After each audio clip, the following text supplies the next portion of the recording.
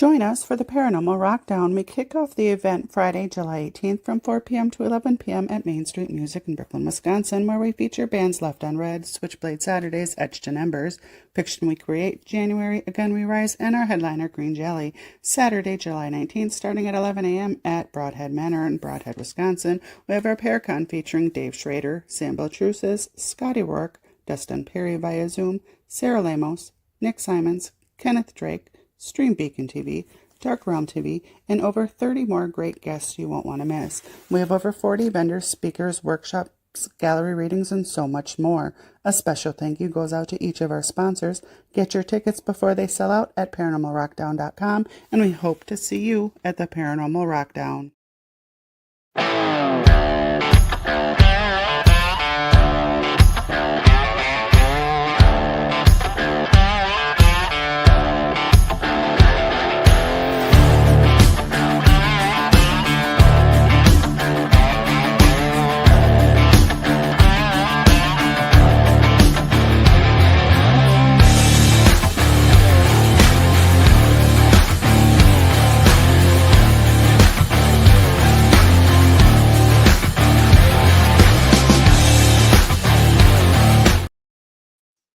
All right. Hey, we're here. We're live. I actually said that on time. Wow.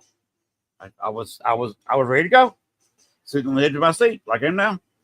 Welcome to the show, everybody. If you're watching live, hello. Hello in the future for those people that are watching the recorded replay of the show. Of course, it's stored automatically on YouTube. It will be stored, I guess, for the next 30 days on Facebook. I'm glad you're listening to the show anyway. Hello to everybody on YouTube. By the way, if you're watching my YouTube channel or any other YouTube channel, please like, share, and subscribe. It helps us all out in the long run. Tonight, you got me, and you've also got a friend of mine. He also does a podcast on this network, Shawn Ellis. Being here. There he is over there. I'm here. Hello, everyone. How you doing, Len? I'm doing better than I was the last couple of days. Well, that's always good to hear. That's definitely for sure. Yeah, you never know what's going on. I'm still waiting on my air conditioners to be installed. You probably heard about that. I've had Gwen and I have both had problems with air conditioning, and I actually spent $150 to have some of my air conditioning fixed. He was unable to fix one. And the one he fixed blew cold air for 3 days, and it's not doing it anymore. No, that's a good thing if it's working, though, right? Oh, is that the wolf barking in the background? That is Guardian. He's an 88.5-pound Great Burmese, and he likes to get his airtime. Sometimes he might jump up here once in a while. If he does that, he's welcome to. Get some FaceTime if you want one. He's just sitting here right now. He may pop in. See Chris Hartle's paying a visit. Yep. How are things going down at the Paranormal Rockdown? I hope well. Yeah, I'm definitely going to be. I'm definitely be going to that in July as well in Broadhead Manor. Well, Bob. That's kind of related to my air conditioning issues. Like I said, I'm ended up paying $150 for nothing. And to get new air conditioning in here is going to cost me over $5,000. Wow. That's crazy. Yes. Hello, Thomas.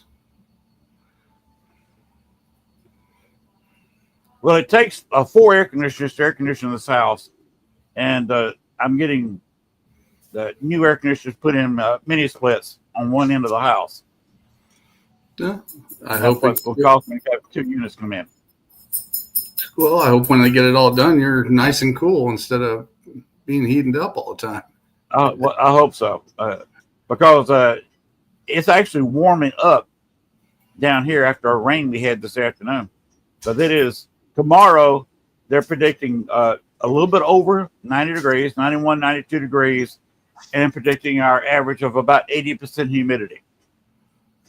Yeah, we've been having 90 degrees the last 4 days so far. So it's getting up. 90 degrees is about average this time of year, so it's supposed to go up from tomorrow. Hello, Bill. Yeah, Bill Walters is a cool guy. He is the owner of Broadhead Manor. Right.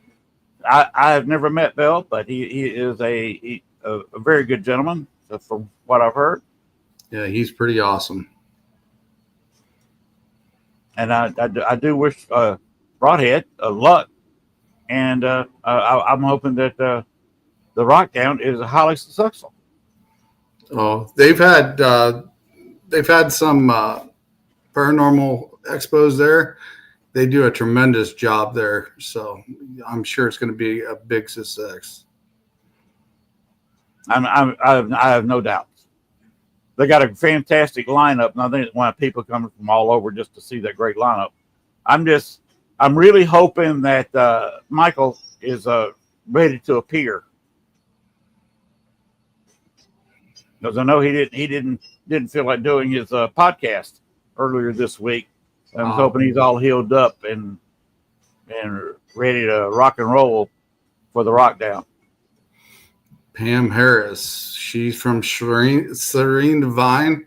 I was a co-host with her on her show for a little while as well. Hello, Pam. Hello, Pam. No, thank you, Bill. I feel the same way. Shawn, I know, let's do something a little bit different than you've done on your show. Tell us, for those people who don't know, what all you do on your show, kind of guests you look for, and what Eternal X Wolfpack is all about. Well, I'll start out with the beginning. I am the owner and operator of the Eternal X Wolfpack Paranormal. I have about 6 team members that's on my team. We actually go out and do residentials and places as well for investigations. I have been to several locations like Bell Mansion. I have been to Broadhead Manor several times. I've met with Bill Walter. And like I said, they've got a lot of activity there. It's a great place to go. If you haven't been, definitely go there. Like I said, I've been to several places. Of the Aura in Bartonville, Illinois, which was owned by Zellers. That had some really cool places that I've investigated inside of that. But otherwise, on my show, I contact teams and we talk about paranormal, their experiences, things they've done, how they took care of the situation, what type of equipment they like to use. And it's just a little chat and learning for everybody, because everybody does learn things different from everybody else. And to find out what they do when they go on their investigations and actually how they handle them. So that's what I like to do. Cool. What kind of spirit box, ghost box, or communication devices do you use? We use just a basic spirit box, nothing fancy. My crew member, one of hers, she's got all the high-tech equipment. We've got some infrared cameras and stuff like that, and ley lines for the trip wires. I guess that's what you'd like to call them, is trip wires. She's got a bunch of those, but basically we go out and we'll set that stuff up and we will start an investigation with that. But we use the simple stuff. Me, basically, I like using myself because I can actually feel energy around me. And I've had shaman classes and I've had some Reiki. And I've learned a lot of things over the last several years. How does the Reiki help you? I'm able to feel the energy, if it's bad or if it's good that's around me. I can actually feel that energy. And also it can determine where it's at and where it's coming from, because I don't actually see spirits or apparitions. I've only seen 2 in my life, but normally when I see something in a house, it looks like energy coming off the asphalt or like hit heat wave. Right. That's what it appears to me, because it's a different change than what you're seeing normal. I see energy. So to me, Okay. that's how I find things. Yeah, I've seen that also. Of course, when you're looking at something like that, and it's remotely the shape of a human and is moving maybe different than the surrounding, you got Yes. to wonder what you're looking at. Yeah, especially when it's in the same location. Then you got to go in and you got to debunk the situation as well. Is it an energy source there? Is there high EMF? Make sure there's something that's not actually causing it, and or wiring, etc. Because, like I said, you get a high EMF in some places, and then it'll do the same thing. But like I said, you can definitely see energy in different locations when you're looking at it. Now, I was investigating one place where it was a building was almost 100 years old, and of course the electricity in it leaked, and the breaker box is up against the wall, and that's where everything was appearing for people. And of course, that kind of EMF, when you have a leaky power, will make you see things. Oh yeah, it'll give you headaches. It'll make you hallucinate and all sorts of stuff. But yeah, it's when it's definitely high energy around. That's one of the first things you always kind of check is to make sure the power box and stuff is not giving off high energy readings and causing the situation itself. That's definitely for sure. You know, when I went in there with a K2 RML, you get too close to the breaker box, they went off. So what we did when investigating, we just avoided that area because you were going to get false positive no matter which way you walk. But you also wanted to know that where it's at, and when you get by that area, what's tripping it too. So that's always good to know instead of coming by and it's like, oh, I didn't catch this before, and you know somebody caught the power box but didn't tell you about it. So, but you always want to definitely know what it is, so when you cross that area, that you can eliminate that spot. Yeah, that's what I did when I went in there with various teams. I tell them breaker boxes right here. K2s and males will go off if you stand here. And I'd stand right there. Yeah, and you could feel it standing there. Mm-hmm. It was a bar that had been a funeral home. Oh, I've had a few of those. I actually lived across the street from one. A bar or a funeral home? A funeral home. Oh, okay. Yeah, they turned it into a house. Oh, wow. Would you want to live there? There was definitely shadows walking across the land over there across the street at time too. So, but yeah, the neighbor actually come across the street one day and was talking to me about it, and was telling me that it used to be a funeral home because they got the old candelabras. Am I pronouncing that right? Where they stuck the candles in on the wall from the old fashioned times. Some of those are still on the wall. Yeah, similar to those, but the ones made for the wall. Yeah, made for the wall. The old brass ones. Mm-hmm. Well, there we go. Yeah, that's definitely a little bit creepy, even living next to that. Of course, why do spirits hang around a funeral home? I would say they've got unfinished business, but I would say there's a lot of, how do I say, bad feelings, I guess, that's been cooped up on the land from people passing. So that's negative energy too. You've got also positive energy there as well.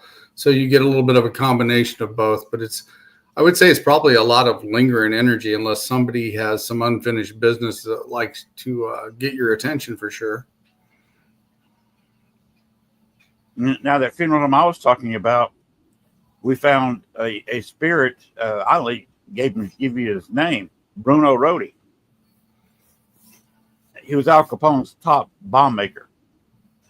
Oh, that's kind of cool. Yes. I used to have a family member that was part of the Untouchables that used to chase him down. Wow. Yeah, Bruno was is a bad man. He did a lot of extortion before Al came in. That was his main thing.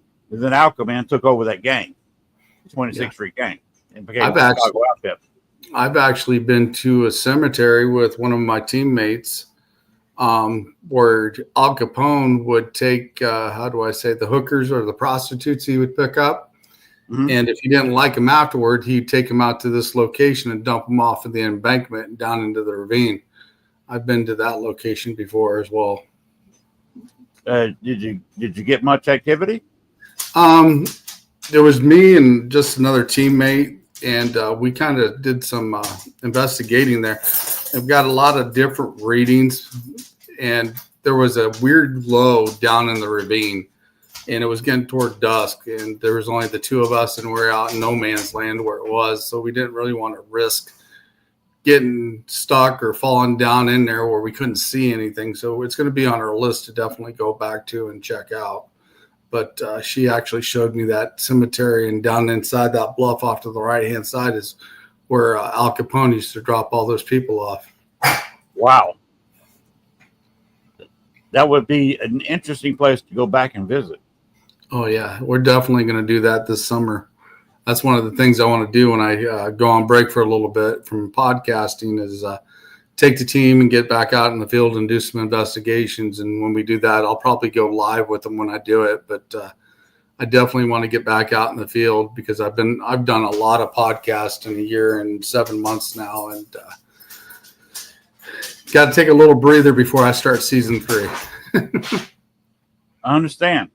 Any idea when you're going to be coming back? You're talking about taking 2 weeks off, a month off, a couple months?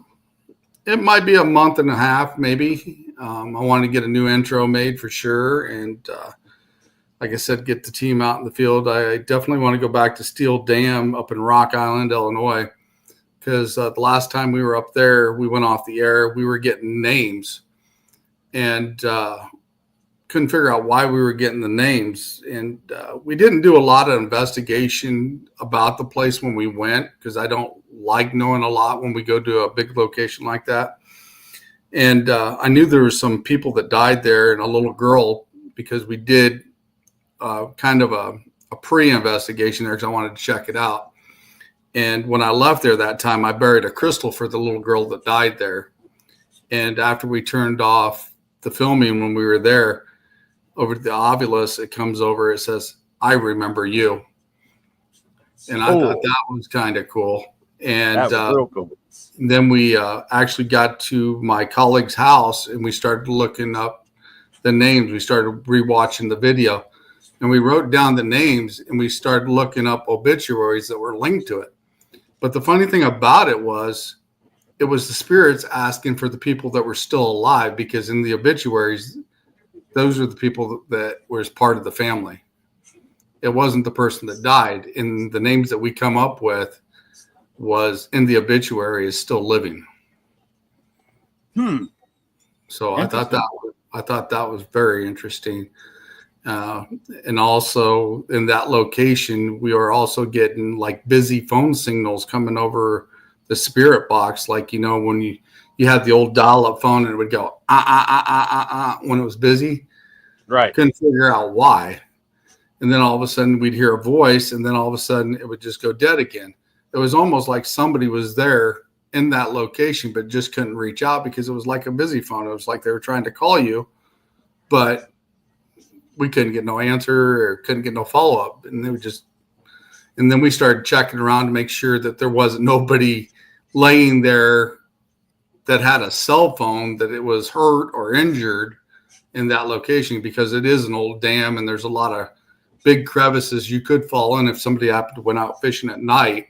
So we definitely kind of scoured the ground in that location to make sure we didn't leave anybody there that could have been hurt, because you could have had strange things like that happen where somebody's trying to contact you, and it could be something like that because it could happen. Safety first. Oh yeah, definitely so. Besides the cemetery where you were talking about Al Capone used to dump the ladies at, you got any other places you want to hit during your break?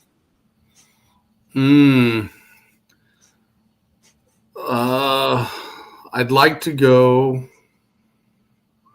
back to a castle that we got invited to.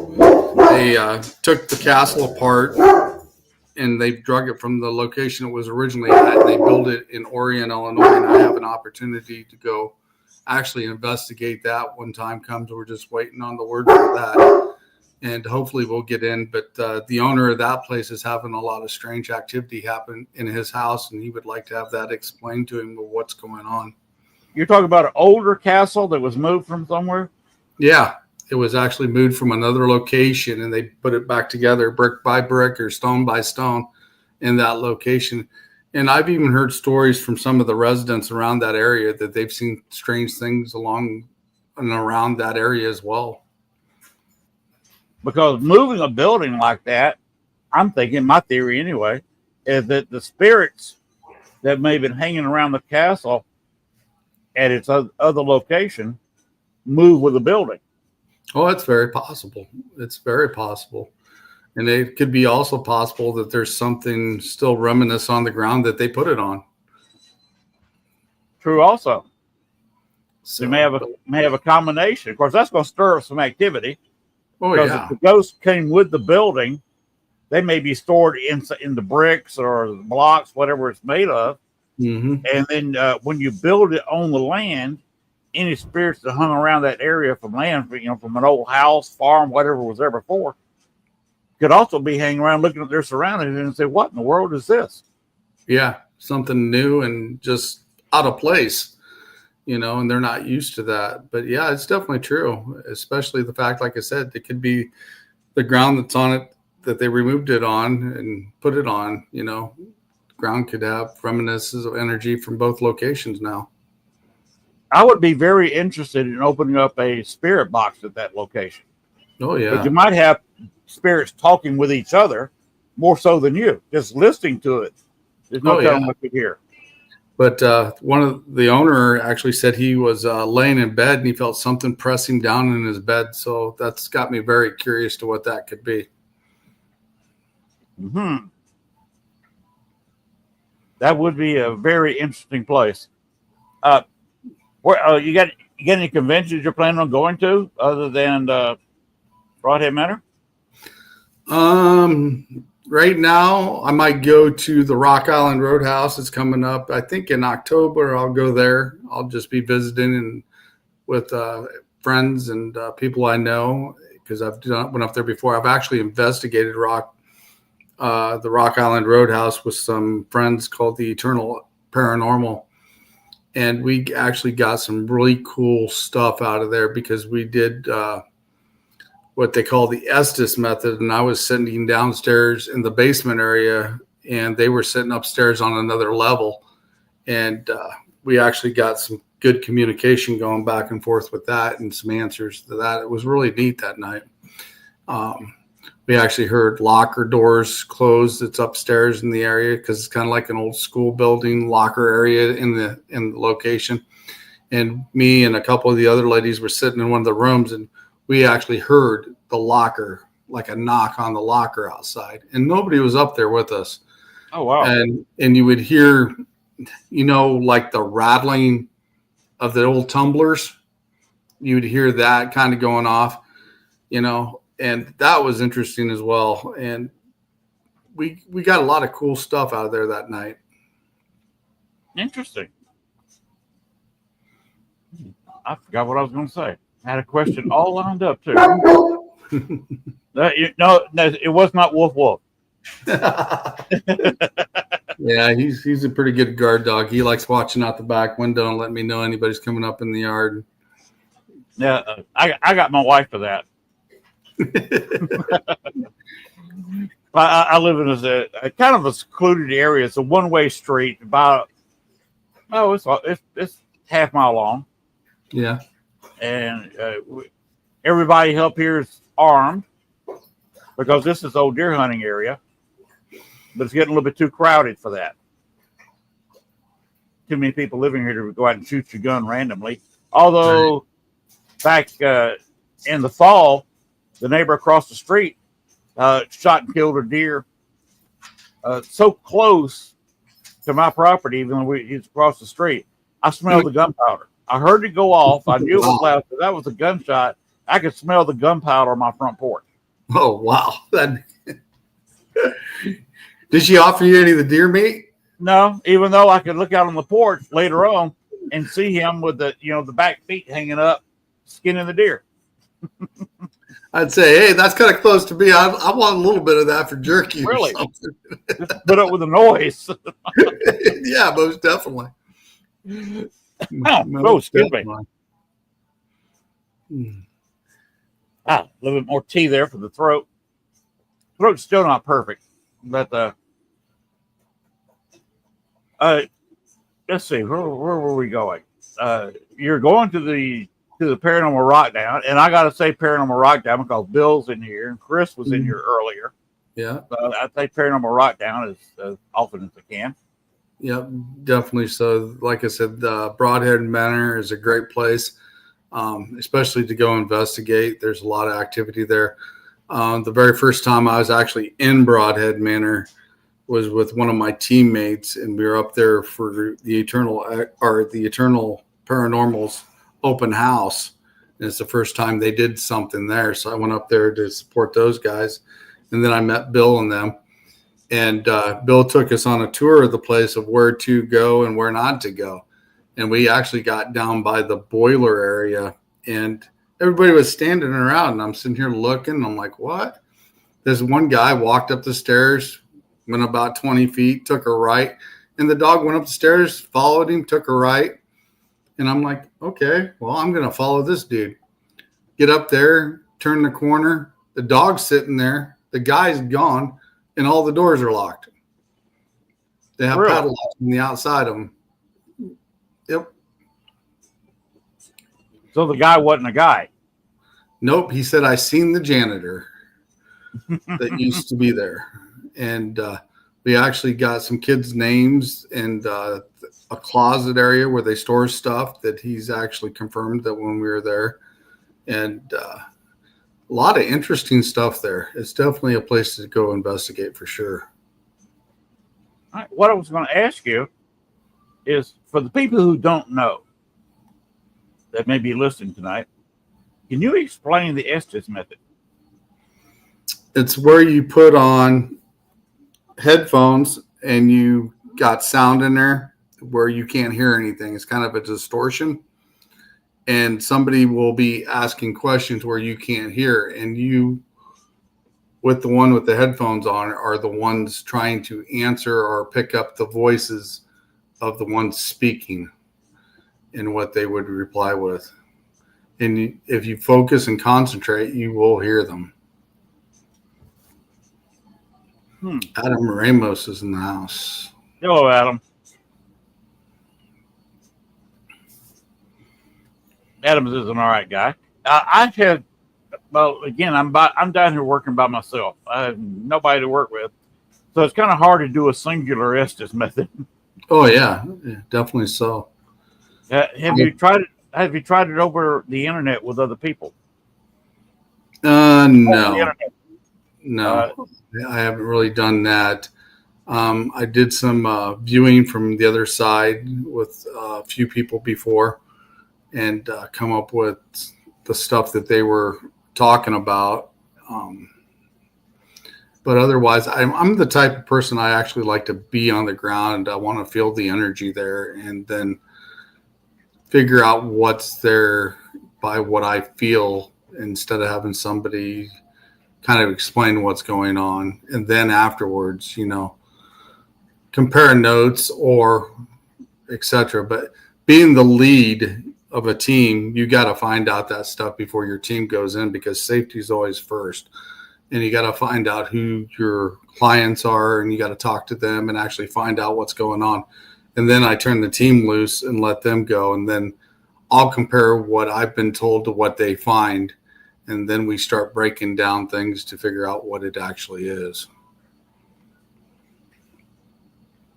Yeah, I know what you're talking about with that one. I was down doing a ghost hunt in New Orleans, of all places.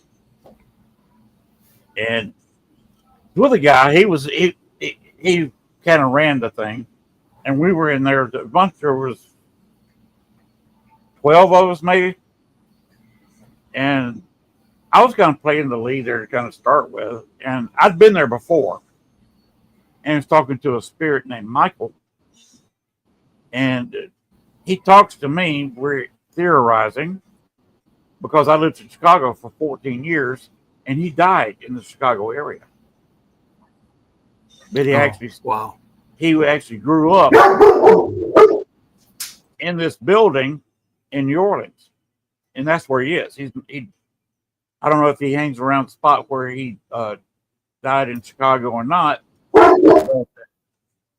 He's just a spirit that hangs around a building down in New Orleans, building that was built about 150 years ago, where he came up. I definitely like.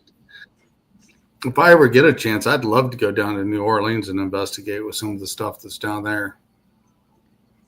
Well, it's kind of hard because you've got, you know how things are in the paranormal. You've got people competing with each other. They're all trying to make money. And that's one thing you got to watch out in New Orleans. Everybody that talks to you down there is trying to make a buck. Yeah.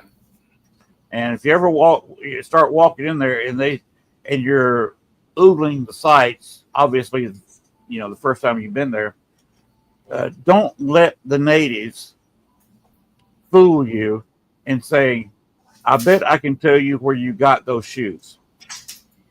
Because people automatically think there's no way this guy can tell me where I bought my shoes. But that's not what he said. He said, I bet I can tell you where you got those shoes. And he said, okay, tell me where I got these shoes. He'll tell you they're on my feet in New Orleans, on your feet in New Orleans.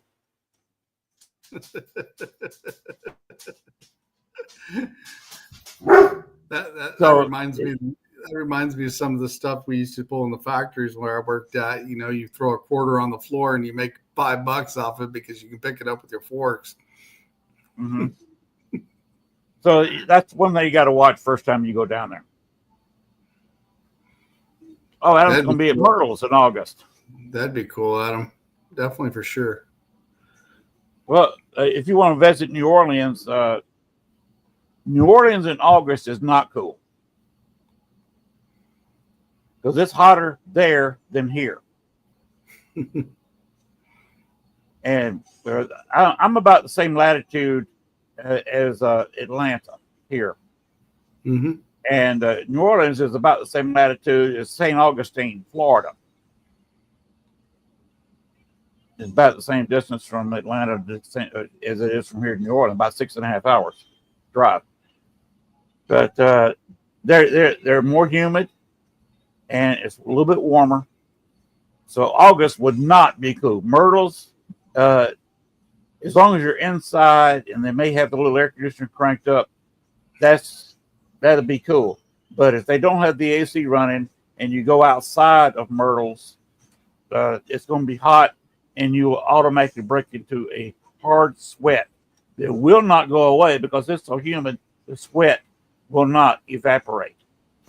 So I would advise Adam to invest in 2 or 3, however many people he's going down there with. You've seen the battery-operated fans with a handle about that long where the batteries go and about that big around, and especially one that's got a water container on the battery pack where it can mist a little bit. Get one of those. They're available on Amazon. And I would advise Adam to do that before he goes to Myrtle's. Or any place else down there, because it is god awful hot. This is their off season. Now, if you want to go to New Orleans and ghost hunt, now's the time. You can pick up some great hotel deals. This is their off season. You can pick up some hotel deals, but just remember, even at 9 or 10 o'clock at night, it's going to be god awful hot. Well, there you go. You got a hand up. You know how to handle it, Adam. It may be a little bit more humid. I don't know. It's tough to beat the humidity when you're getting close to the Gulf and right there in the Mississippi Valley. And also remember on the French Quarter or even Myrtle's, you only got about 3 or 4 feet above sea level, which makes it oppressive. Okay, my voice is already fading away. That's not good. Mhm. Yeah, it doesn't help when the weather keeps changing all the time because I haven't felt the hottest either. It'd go from 60 degrees to 80 degrees to 90 degrees, back to 60. Now it's back up to 90 again. So it messes with your body a lot. Oh, one thing I advise Adam to do: talk to my friends at the New Orleans Paranormal Society. You can look them up. They have tours, and they will get you into the Andrew Jackson and let you investigate there using your equipment. They will also take you to the place I was mentioning earlier. You can talk to Michael at the location behind a voodoo house. It's an old slave house behind a voodoo house, and they'll get you in both places for the same price. And they may even make a deal with you. So just give New Orleans Paranormal Society a call, and you can get into the Andrew Jackson, and you can get behind the voodoo house, and you can talk to Michael, which is the resident ghost there that I know so well. And you'll be where I've been. Michael will talk to you. Mention my name, and he will definitely talk to you. There you go, Adam. Check that out. And both, of course, the Andrew Jackson is, of course, one of the, if not the most haunted hotel in the French Quarter. And the Voodoo House is within 5 or 6 minutes walking distance of the Andrew Jackson. So that'd be a couple places you can look into. Because it's hard to get any place down there without somebody with their hand out wanting money. So if you go hunting in there. By the way, if you want to, you can slip in, get some pictures at the John Lafitte Blacksmith Shop Bar, the oldest operating bar in the United States. Go in there, and some people like their hurricanes, some people don't. I personally do not like their hurricanes, but they have the great drink. Don't ask for a drink. They'll laugh at you. I want the purple drink. No, don't ask for the purple drink. I want that there purple drink. And they'll give you the purple drink. Do not. It's a grape icy, but instead of ice, and they got some grape flavoring, it is mostly rum. Oh, wow. So if you hold yourself to one, if you want to do any kind of investigating, if you're not worried about investigating, limit yourself to 2, 3 at most if you want to walk out of the place. Now, if you feel like investigating the sidewalk and want to crawl out of the place, go ahead and have 4 of them. Don't go further than that. Because at 4 of them, you will be investigating the sidewalk very nicely, because you will crawl out of that bar. Especially as hot as it is, you go from a cool air-conditioned bar, drinking basically a grape icy with it's flammable, and you walk out and that 95-degree heat hits you, you will be staring really close at the sidewalk. So that's some advice for somebody who's spent some time in New Orleans and spent some time in that bar. Yeah, that wouldn't be good. Go out on an investigation and hammered. Yes. You sometimes now they've got a fireplace, old 2-sided fireplace. One side faces where the bar is. The other side faces kind of an open area that's open enough to the back where the piano bar is. They're going there on Friday or Saturday night. You can go in there and sing along with the piano player. My advice would be go in there this time of year. It's hot, I know, but there's not that many people. Most sane people do not go to New Orleans in the summertime. Sane natives don't come out too much in the summertime. And you can go in there and sit on the open side of the fireplace, away from the bar. Set your table, move it. It's kind of close to the fireplace. move it out just a little bit and sit there and maybe open up your spirit box with earplugs or what do they call those? Sure. Those things you put in your ear. It operates by Bluetooth. Use some of them and listen to your ghost box like that and just whisper. And have your phone sitting there. People think you're talking on your phone. And you can talk to spirits right there. And sometimes, I believe that Shawn Lafitte will appear in front of that fireplace. And I'm talking about maybe 3 feet in front of you. So you want to keep an eye on the fireplace and maybe ghost hunt that way, where everything's kind of in your ears. If you got a recorder, maybe run part of it to a recorder or something. So the place is definitely haunted. You can ask employees about it. They won't let you upstairs because that's where they have the money and the office. So they won't let you go up there. But they say that ghosts are always up there in the office every time they check up at night. So it's a fun place to go. Right now they're having a pirate competition around there, and they're trying to promote their pirate is the best pirate in New Orleans. So you get some great photos there. Of course, you want to stay somewhere in New Orleans. The John Lafitte Hotel is across the street, which is also haunted. They have a woman that walks up and down the stairs. She was not killed on the staircase. Her child caught probably pox back then. She died in a room just at the top of the stairs. The mother was so distraught, she locked herself in the room back when it was a mansion. And 3 days later, they went up there to check on her, and she was dead, died in the same room. So you can see them in the hallway. You can also see them going up and down the stairs. So that's just another piece of advice. You can even if you're not staying there, you go in there to ask them if you can look around a little bit. This time of year especially, they'll say yes, please. Take some photographs of the staircase because you don't know what you're going to get when you photograph that staircase. Definitely sounds a couple interesting places to go to when you go down there for sure. There are several more. The ghost tours, you can only believe about half of what they say. It's highly exaggerated. And sometimes you will have proud locals follow the tours around and they say, liar, that's not true.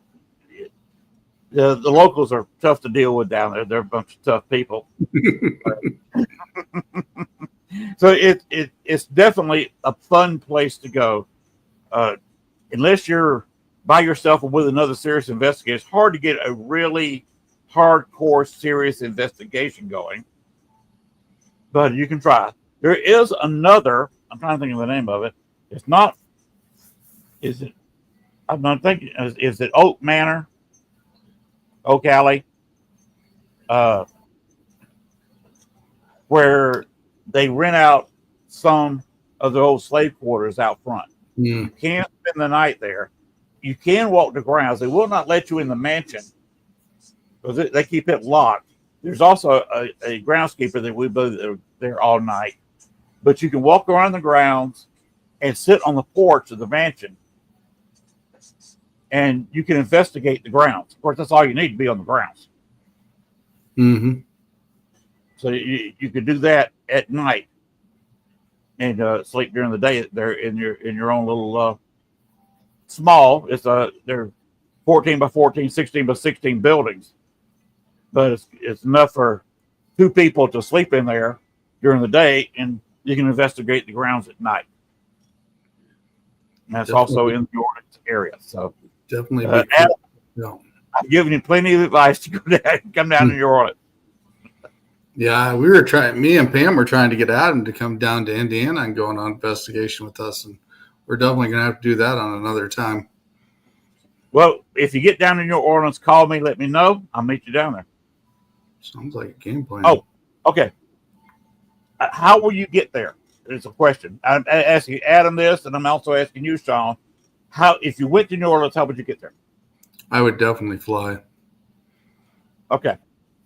Fly, get an Uber to your hotel or car or cab. Do not rent a car in New Orleans. There's no place to park it. Oh, wow. Don't bring your car to New Orleans. If you're driving down, rent a car, take it to Enterprise or wherever, take the car back to them, and get you an Uber or a cab from Enterprise or wherever you rent them Mm-hmm. To your hotel. Do not try to drive your car because hotels will charge you $50 a day and up. Some of them charge over $100 a day to have your car parked. And there's no public parking. So Adam, do the same thing I was telling Shawn. Wow. Get you an Uber to your hotel, wherever you're staying, because having a car, parking it down there will double, if not triple, your expenses for your trip. So don't do it. It's not worth it. The small streets, the traffic, you got the service trucks, you got locals. You can't hardly drive in the area anyway. In the French Quarter, you can walk across a couple of times and be fine. Don't take a car near work. I'm just warning you. Don't do it. Definitely some advice to take there if you're going at them. So I'm just telling y'all how to investigate New Orleans. Yeah, okay. That's crazy that they charge you that much to park a car, or even at the hotel. That's crazy. Yeah, the last hotel I stayed at St. Pierre, they've got a small lot. It's not very big. It holds maybe 12, 15 cars, nowhere near the capacity of the hotel. But it's $125 a day to park your car there. No way. And you can pop a room there, own season, for $125. You go down there now, you could probably stay in that hotel for less than $100 a night. But they're still going to charge you $125 to park there. Oh, wow. That's crazy. So even the airport I flew out of to go down to South Carolina, they don't even charge to have your car parked there anymore. They do in New Orleans because anytime you go out to the airport, all their lots are full. You cannot find a parking lot. Even locals will tell you don't try to park your car at the airport, because if they've got to go there for some kind of business at the airport, they'll spend 30 minutes driving around the lots trying to find a place to park their car. Because again, nobody wants to take it to you don't want to take it to the Superdome or anything down in the quarters. It's just no parking. Wow. Because even for the locals down there, unless you buy a parking permit from the city of New Orleans, it's 2-hour parking. And it's strictly enforced. New Orleans makes quite a bit of money off parking. And they don't give you a ticket. If they'll mark it and they come by and see your car parked there 2 hours later, it's not a ticket, it's a tow. They will tow you fast. It's been known, I've been told that sometimes they'll watch your car so closely, and if you're even 5 or 10 minutes over 2 hours, even if somebody's sitting in the car, they will tow it. That's crazy. So that just a little bit more advice for going down to New Orleans. Great place to visit, but don't drive a car there. If you do, like I said, if it's a rental, turn into a rental. That's the way. If I ever visit it, we rent cars. We've got a 19-year-old car here. I do not take it out of town. It just turned 127,000 miles. So it doesn't get driven very much, and bought it from the mob in Chicago, but I don't take it to New Orleans. We rent a car up in Pine Bluff, Arkansas, and drive it down there and turn it back into the rental car agency, and take a cab downtown. Wow. So That's Just a bit of advice. Because definitely crazy. I think it's about $500 to tow your car or something like that. It's not cheap. I know that for a fact. Even in this area, it's not cheap. Yeah, it's rough. Records are expensive, I guess. But I hope I gave Adam some good advice, and Shawn, just remember that. Well, I definitely will if I go down there for sure. That's kind of one of my bucket lists is going down there sometime, check out New Orleans eventually. The hotel I stayed in St. Pierre, they have a guy that 100 years ago used to be at the front door to help you with your bags. Back then, it was pull your buggy up. Of course, you drive up. Mm-hmm. He is known for standing there and, saying hi and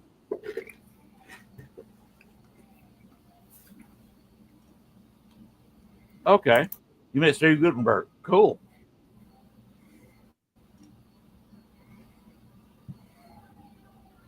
But anyway, he day and night he will try to help you unload your car there in front of the hotel. There's a Confederate soldier that walks around in a confused state. It's got several courtyards, and he's sometimes walking around some of the courtyards. I hate editing. I don't know how you feel, Shawn, about editing video. I hate it. I don't edit anything. What you see is what you get. And that's one of the things when I go out on investigations.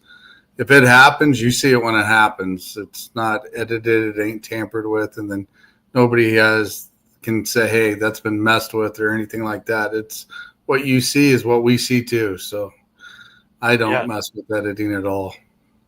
Yeah, I hate it. But I got a video of me walking around all the little courtyards of the St. Pierre.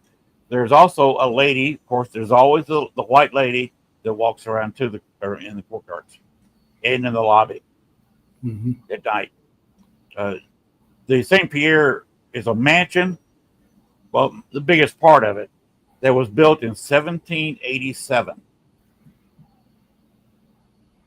And they've surrounded it with several buildings that they've moved from other locations, including the old Jazz Museum building. So if you stay there, you can stay at a building that is well over 100. And some of the buildings are closer to 200 years old. And it's very interesting. Yes, I did a little ghost hunting in the courtyard. Spent 2 nights there. Oh yeah, I was out most of the night.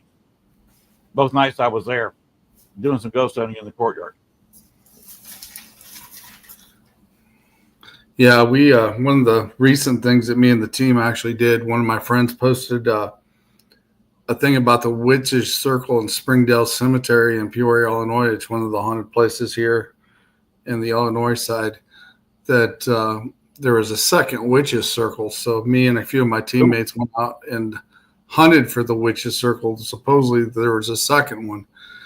And we walked the timber line and went down into the location where they said it was and walked through the timber, and we didn't find a thing. So we debunked the second Witches Circle in Springdale Cemetery because there is none. There's only one. Okay. Debunking is a big part of what we do. Oh, yeah. Well, I've been to the Witches Circle many times, and I've seen people there, as in the fact that they've done sacrifices because the leftover remains was there, and you can see the imitation in the concrete of what was actually lying there because of the grease from the animal or whatever they've sacrificed. And yeah, it's pretty bad. I mean, especially when you're doing that in a cemetery, they should honestly put some cameras up in that area so they'd quit doing that crap there, because that's not good to do around with the spirits there, especially in that area. And it's definitely disrespectful. Hey, Shawn, Len, can't wait to see you in a month. Yeah, we'll see you there, Jamie. Definitely for sure. It's been a while since I've seen you. She's one of the people that actually hosts with the Paranormal Rockdown, Miss Jamie Lynn Keller. Yes. Yep. She's right there with Hartle. Two fantastic people, by the way. So Oh, yeah. if anybody's listening, if you want to go meet a lot of great people in the paranormal and be thoroughly entertained, get a lot of good information from all the speakers, go to the Paranormal Rockdown. Oh, yeah. There's a lot of great people that's going to be at the Paranormal Rockdown. I'll be walking through the crowds and chatting with everybody and meeting with some of my friends there that I've been friends with for a long time. Jamie Lynn, actually, I went to Galena, Illinois with her and actually went to one of the hotels there that was haunted and stayed there. And we got some pretty cool stuff there that night. We stayed and ran into a lot of great teams like Paranormal Exposure and some other new teams that I met down there as well. And I've been friends with them ever since. Jamie Lynn put the link to it. Mm-hmm. ParanormalRockdown.com. If you want more information, go there. There you go. Gwen's right on it, right on top of it as she usually is. Yep, she is. She will also be at the Rockdown, coming in from the Connecticut Paracon. That our friend Thomas Patrick, I always butcher his name, Grumley.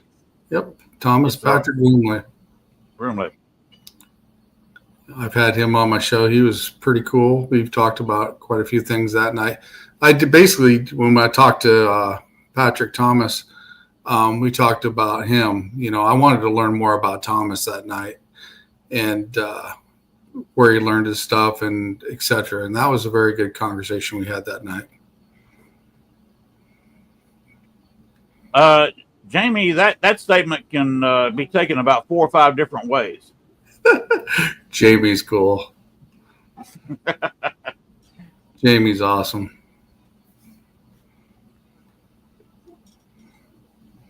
Of course, I don't know which you she's talking about with the capital letters. Well, Gwen just made a comment up there a second ago. She says, "Yes." I'm assuming she's talking about Gwen. Yeah, because Jamie Lynn and I have met. Gwen is just she's the best producer in the business. She is very awesome. She's helped me with a few things when I switched from the other network I was at and I came to All Access. She helped me rearrange my intro a little bit and get it straightened out. And then I also help her as a backup for when she gets busy, and she's out in the field as well. So she does an amazing job. Oh, and speaking of Gwen, looking at my cheat sheet here, I'm really hoping she's available on July 24th. Gwen, no offense to you, but yes, that's when Bill Hauser is going to be on there, and he has requested that Gwen be there in the show. So I'm really hoping he's there because Bill Hauser really likes Gwen. I think yes, I will be there. I think everybody likes that Southern accent. Yes, especially Canadians from Vancouver, apparently. Yeah. Yeah. Thank you, Jamie. And I've been playing your commercial, your new one too. And let's see what. Yes, Adam. Is Adam going to be at the Rockdown? Adam, you coming to the Rockdown? I don't know if Adam is going to be there or not. Let's give him a second. Yeah, he says he's going to be in New Orleans. I'll be all around. I got some other stuff that's coming up too. So I'll be here, there, and everywhere. That's what I was asking Shawn. I was like, Shawn, can you close the show out tonight so I can go pack? Yeah, we can do that. Yeah. When you get a chance, you'll have to load that commercial for the new Rockdown commercial because I still got the old one. Oh, it's on my thing. I know, but every time I go to download stuff into my thing, it times out and it won't get it all in there. That's true. He has terrible internet. Yeah. My internet will kick me out, but yeah. Well, I hope everybody, you know what? I hope everybody comes out. I'm going to have a busy couple weeks because we're going to Connecticut and then we're going to the Rockdown. But on the way, I'm actually doing an event with Christina Bloom. So that's my ride. Oh, why not? Jeez, man. No, we'll meet somewhere. I might be in Maine if anybody's coming to that. Well, if you go to Maine, have a lobster for me. Oh, I will. Don't worry. I'll take a picture and show it to you. Before you eat it, apparently. Yes, of course. I'll sit there and go, here you go. All right. Shawn, can you close it out so I can go pack? Because I've got to get up in the morning. And I'm going to Savannah, Georgia tomorrow. So Yeah, I got you. thank you. Yep. That's right. Support. Yes. And can we go ahead and play the commercial for Jamie real quick? Is that okay? Yeah, go ahead. Len? All right. Yeah. Let me go ahead and play. I played it earlier, but here you go. Join us for the Paranormal Rockdown. We kick off the event Friday, July 18th from 4 p.m. to 11 p.m. at Main Street Music in Brooklyn, Wisconsin, where we feature bands Left on Red, Switchblade Saturdays, Etched in Embers, Fiction We Create, January, Again We Rise, and our headliner, Green Jelly. Saturday, July 19th, starting at 11 a.m. at Broadhead Manor in Broadhead, Wisconsin, we have our Paracon featuring Dave Schrader, Sam Beltrusis, Scotty Rourke, Dustin Perry via Zoom, Sarah Lamos, Nick Simons, Kenneth Drake, Stream Beacon TV, Dark Realm TV, and over 30 more great guests you won't want to miss. We have over 40 vendors, speakers, workshops, gallery readings, and so much more. A special thank you goes out to each of our sponsors. Get your tickets before they sell out at paranormalrockdown.com, and we hope to see you at the Paranormal Rockdown. Definitely going to be a place to be. Yeah, that's her new one. Yes. Yeah, I don't have that one yet. So, like I said, will go and download it real quick. If you will close out for me, I'll go do that, and then I'll go pack. Yep, gotcha. Okay, you. go All pack. right. We'll see Len, next time we're out. I'm going to pack, and I will. Shawn's going to do your stuff next week because I'm going to be in the air during your show probably. So I appreciate it. But yeah. What was I going to tell you? Have a good flight. I can't remember. But anyway, I'm tired. Anyway, you have a great rest of your show, you guys. I know you've been having fun. So everybody have a good night. I'm out. Shawn, Okay, you need me? Good night. Yep. Gotcha. All right. Good packing. Sleep well. I'll try. Bye. Yeah, I was kind of kidding her about the Bill Hauser, but yeah, you know Bill Hauser, don't you? No, I haven't had a chance to meet him yet. Okay, Bill he's an older guy. He's kind of like I am. We're about the same age. He's in his 60s. By the way, I will be having a birthday party on the air. My birthday show falls on a Thursday. So Thomas and I are going to get together, and he's going to bring in several guests from his Connecticut convention. Mm-hmm. It's going to be my birthday show, but we're going to be kind of celebrating his Paracon and talking about his Paracon mostly. Yeah, that's cool. I wish I could actually go to the one in Cincinnati. That'd actually be very cool. I haven't had a chance to meet Thomas yet either, besides when we've done an interview with him and when he's been on All Access here, and I've talked to him from time to time. And I'd like to meet Thomas and a few of the other people as well. If I ever get a chance to do that, I'm going to do that as well. Night, Jamie.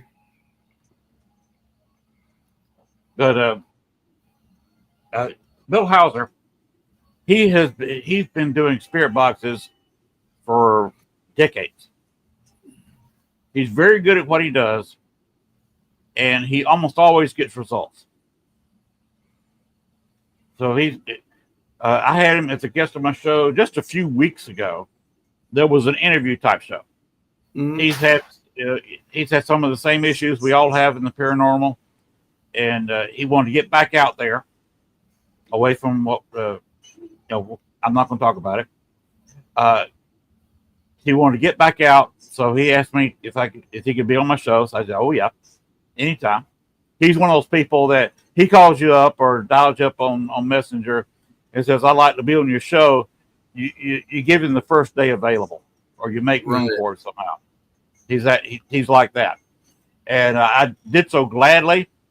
He wanted to be on the show again, but this time instead of an interview show, we're going to be doing a spirit box show. He and I talked for a few minutes, and we're going to go automatically to spirit box. And he specifically requested that Gwen be on there, so he can work with her too, with the spirit box.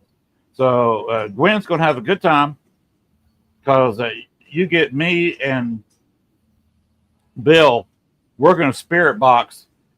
We have gotten some far out stuff before, as in internet failures, lights flashing, stuff in the room with you.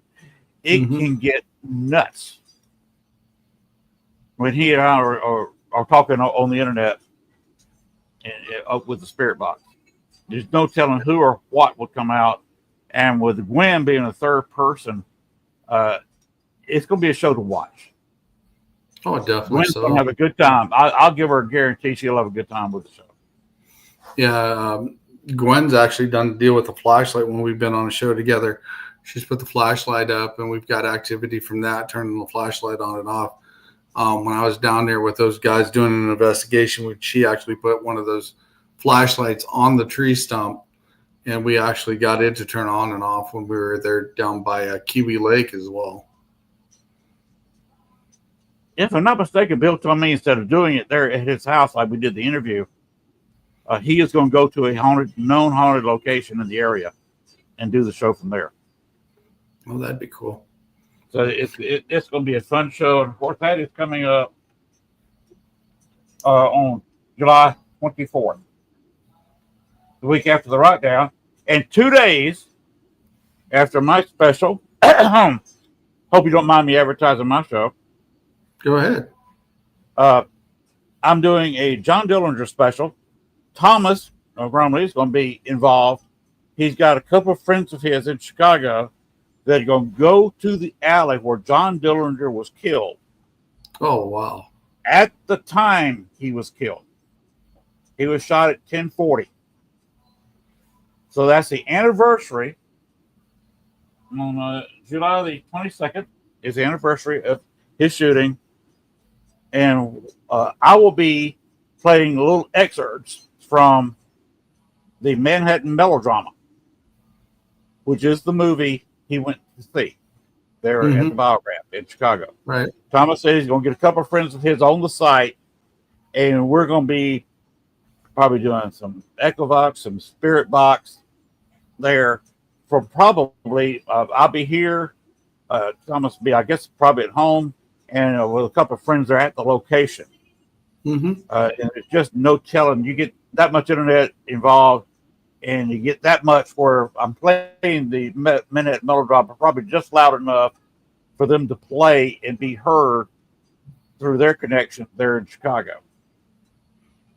That's awesome. So it's going to be a fun event. There's no telling what we can get into. So that's going to be 2 fun shows I've got in the same week. Yeah, that'd definitely be interesting to listen to for sure. So that's what I'm going to be doing. You got any special people coming up the next week or two before you take off? Actually, this weekend, I've got Joe Frankie as my season finale. He'll be on Sunday on the Eternal Ex-Wolf Pack Paranormal. I'll be talking with him. I might do one more and even out the schedule with 28 for this season. And then I'm going to take a break. And like I said, I'm going to get a new intro made. I'm going to get out in the field a little bit and do some investigation because I've done a lot of podcasts since I've started with All Access. And I did some other podcasts for another network before that. And like I said, I've just done a lot, and I need to take a little breather and get out and get back into the field and get with my teammates and do some stuff that we haven't been doing for a while. So that's something I miss doing, is getting out in the field. And there's some locations, like I said, I want to go back to for sure. And one is Steel Dam where we, like I said, we know for a fact if a little girl died there along with a few other people.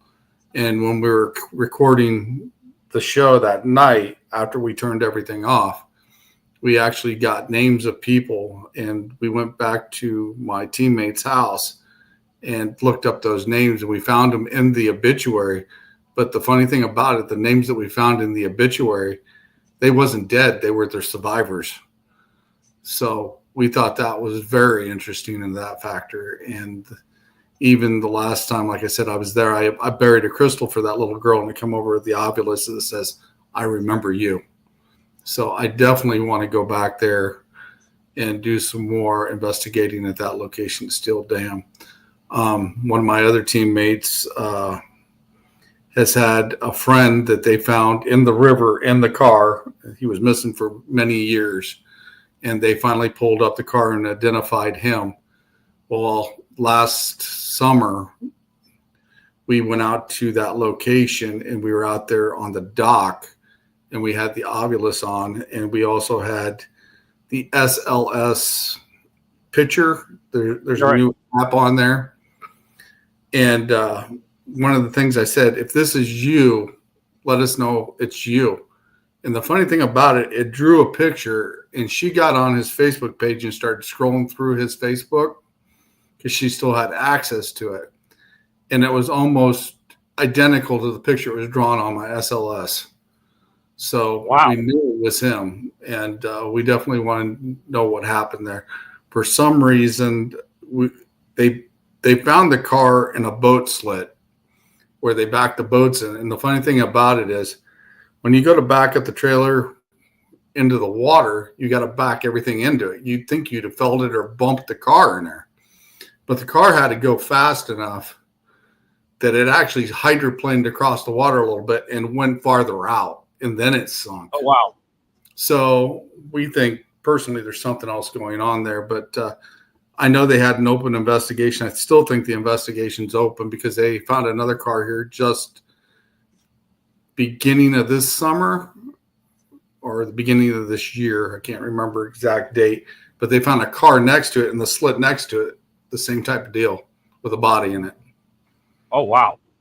So we definitely want to go back to there as well and check that out and do some investigating there, because that day we were there, it was kind of strange. You could be helping solve a crime too if those are still, like you said, under investigation.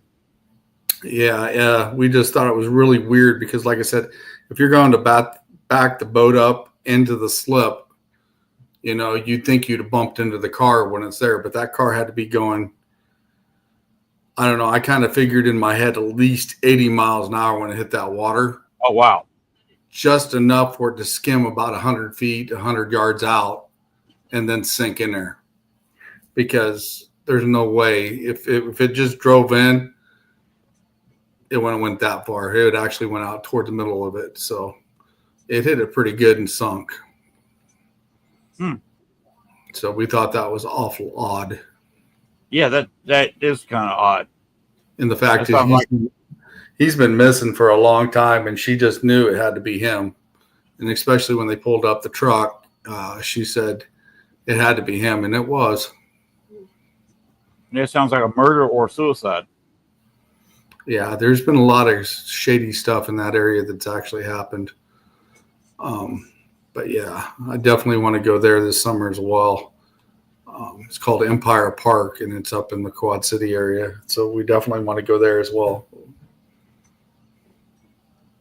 Oh, Randy Stewart said, well, when I'm talking to fellow paranormal investigators, Randy, there's a lot of, You remember that old song? I forget who put it out. Things that make you go, Yes. Yeah. You get a couple of paranormal investigators, there's a lot of stuff that make you go, Oh, yeah. I'd say the most intense investigation I've ever been on is another team invited us to this location. And before they got there, you can look this up in the Galesburg area, but they actually found half of a body in the house. And then this team. Wait a minute, half a body? half of a body buried in the house. They actually found it, and it's actually on. You can find it on the internet. Half a body found in house in Galesburg, Illinois. They actually went to investigate the place, and they had a lot of heavy feeling there. And then they ended up calling the old team that I was on to go help them out. And that night was very interesting because we actually found articles of Charles Manson and John Wayne Gacy in the house, and a lot of other stuff that I'm not really going to announce over the air, but it was definitely indecent, and maybe a child ring that was going on there at one time as well. And yeah, that investigation was about 12 hours. It was that intense. Well, if John Wayne Gacy was involved, there's no telling what you found there. Oh, yeah. I know he actually painted a shop of a friend of mine in Monmouth, Illinois at one time when he was in this area as a maintenance guy. That guy definitely had a more than just a few screws loose. Oh, yeah. He definitely did for sure. Oh, one place I'd like to mention to you. You ever heard of Okraville? Not right offhand, no. It's about 40 miles east of St. Louis. Okay. That far south in Illinois. Okraville, Illinois. The original Mineral Springs, not the one everybody else goes to. It's kind of close to it, but it's another place in Okraville. So make sure you go to the right place. I think the other place is closed off for paranormal investigations. That's what I heard. Have you heard anything about that? I haven't. I haven't been down into the St. Louis area. I've got some friends that I'd like to go meet down in that area. Just got some places I'd like to check out, and maybe if you go down there, look up the original Mineral Springs Hotel. You'll be staying at a hotel, the building of which has been there for 100 years. They built different buildings around there. They had a central courtyard, and they had a pool in the courtyard. So they actually built a roof over the courtyard. But like I said, it's been down there for over 100 years. If you go down there, they have the mineral baths are fantastic. Going there for not a very expensive price. They got a bathhouse with quite a few tubs in there where you can go in there for an hour and soak in mineral water. Oh, yeah. And it's a working hotel. So you can, this is salt and other minerals. And they give you about a gallon of it to drink while you're in the hot water. In a little cordoned off area. There's two spirits there. Both were married to family members. Oh, thank you, Randy. Which one is your favorite? Do you like the skull face? Do you like the ghost scream on the phone? Or do you like Thanos? Death himself. I like that one. But both of them were married to the family that still owns the hotel. One of them just disappeared. She just walked away. And the guy that was married to was a family member, built a shrine for her in one of the closets in the hotel, and would go in and spend hours in the shrine, and they found him dead one day in the shrine. Oh, wow. The other spirit, she helped run the hotel, and died there because the mineral baths cured her arthritis. And when you're in the bathhouse, she would actually come around, and you smell, I believe it's lilac flowers. That's not a scent they put in there. They don't use a cleaner by that smell. But you can smell it, and you know that she's close by. Because I was taking a hot bath. She walked into the area where I was taking a bath.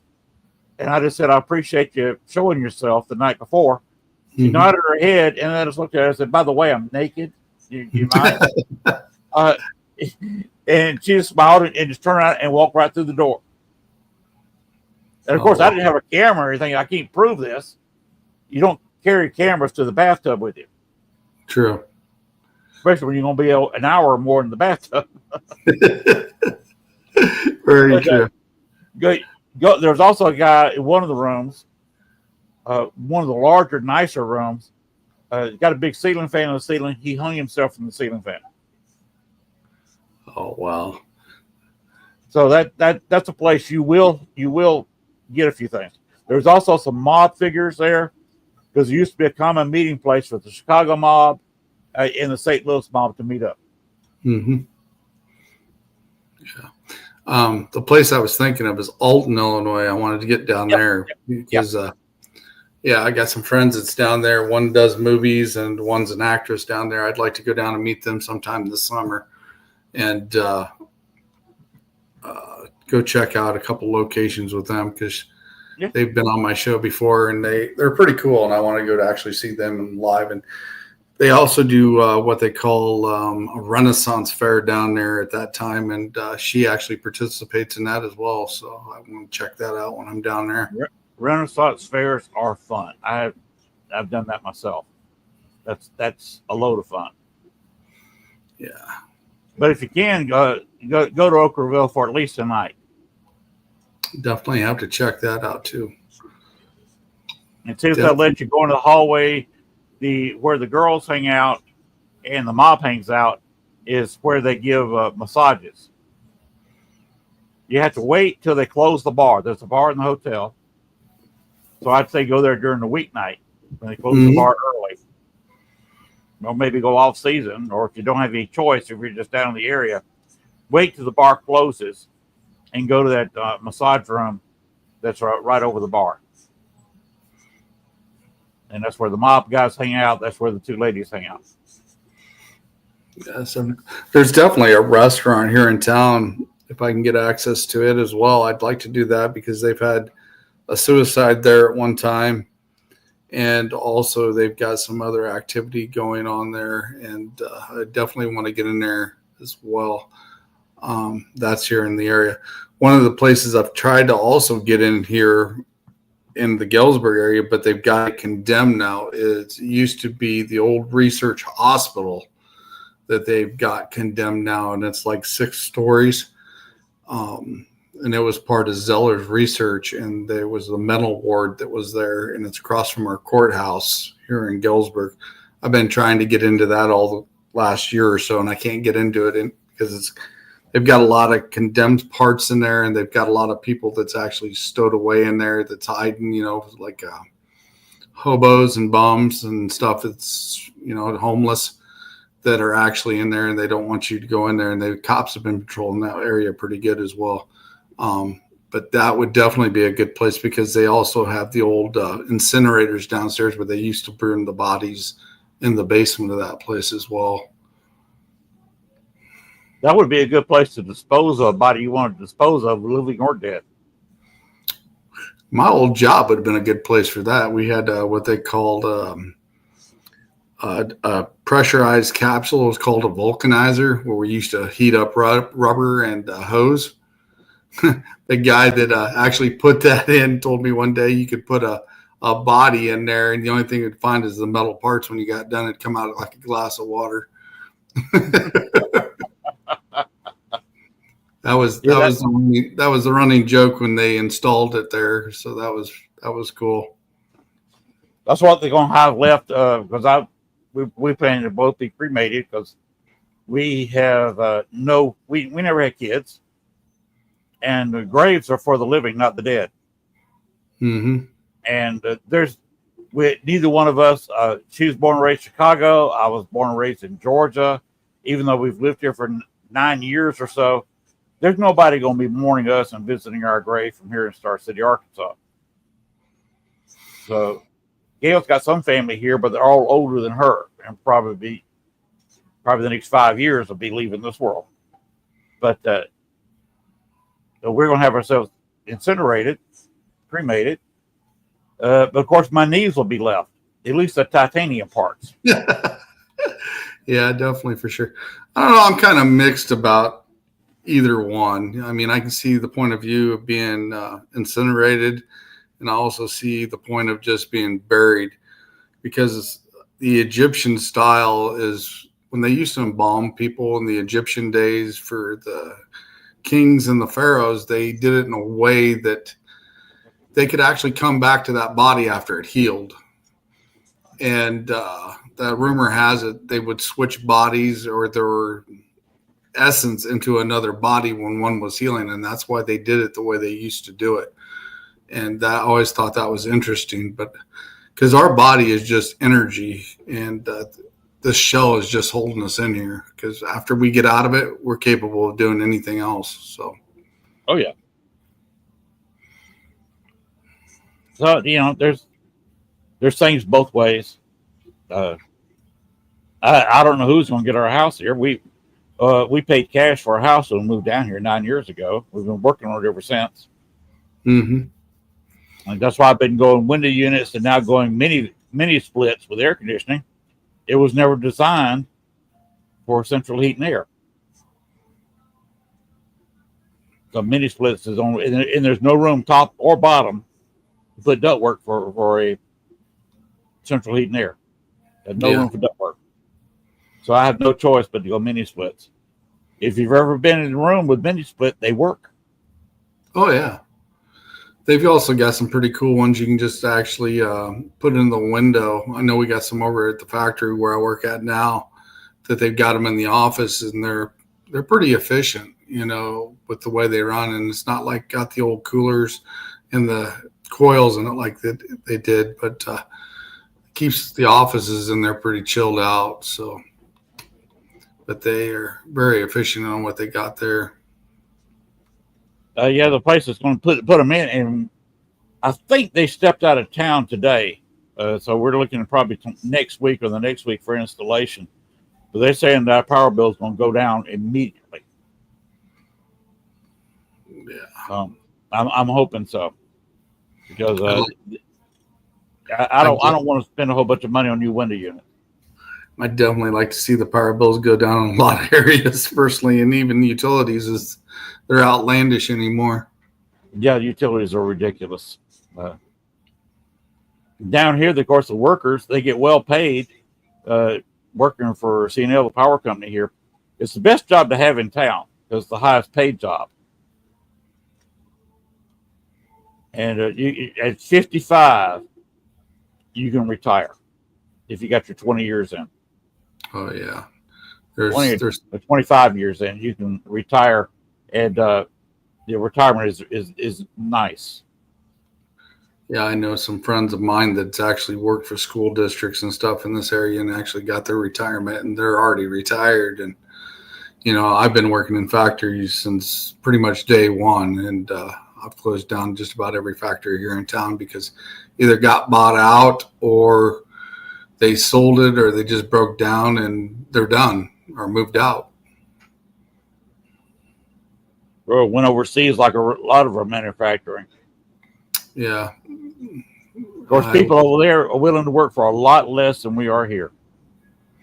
Yeah, hopefully that gets turned around in the future because, like I said, we need to be more dependent on our stuff here like we used to be instead of having everything imported in here. And the other thing is, you got to get used to more expensive items. Yeah, but you got to figure if it's built here, it's going to cost quite a bit more because the people who build it are making 4, 5, sometimes 6, maybe 10 times more than they are overseas. So you're going to pay a lot more for it. Oh yeah, most definitely. That's the issue there. But still, I'd rather see the country be more efficient and depend on somebody else because, like I said, even with the deal with the stuff that's going on with the power grids now, and we need to be more efficient on that. I mean, Nikola Tesla had the great idea back in the day, and if it wasn't for him being knocked off, we would all have free power today. Yeah, that is quite true. We don't. If he hadn't died, there's no telling what we'd have. Yeah, he was a very, very smart man. Especially, he would talk about portals and opening them up with energy and frequencies and stuff like that. And that's always an interesting conversation to get into with about Tesla and the things he did back in the day. But hello, Brandon Cooper. Hello, Brandon. Randy Stewart brought up talking about the Russian bathhouse. I never got there. Heard about it, but I never got there. Yeah, I haven't been. Yeah, I've never been there either. Do I see Colonel Sanders? Yeah, I got some KFC before the show. Okay. Another word of advice about New Orleans.